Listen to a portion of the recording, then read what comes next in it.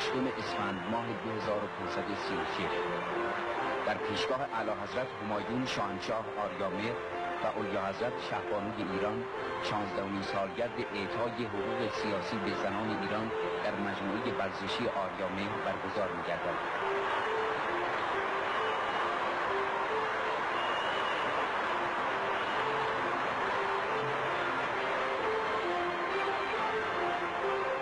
زنهای کارگر، کشاورز، خانه‌دار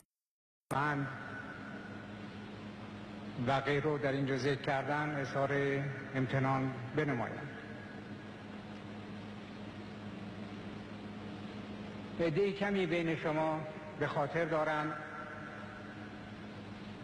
که وضع نه فقط زن بلکه وضع زن و مرد و مملکت ایران قبل از سنه 1299 شمسی چه بود؟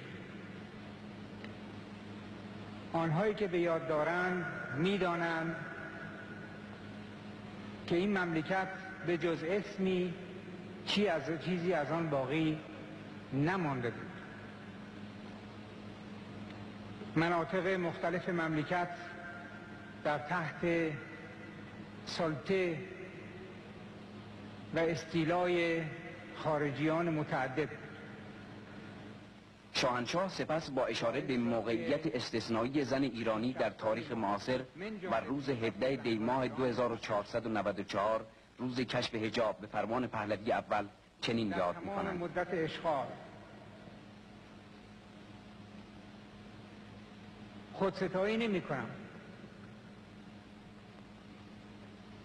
مسلماً یه عده‌ای بودن که دلشون خون بود، یه عده‌ای بودن که شاید به طور انفرادی با خارجی مبارزه می‌کردن، ولی قطعاً من بودم که در مقابل خارجی مقاومت کردم. این ننگ زائل شد.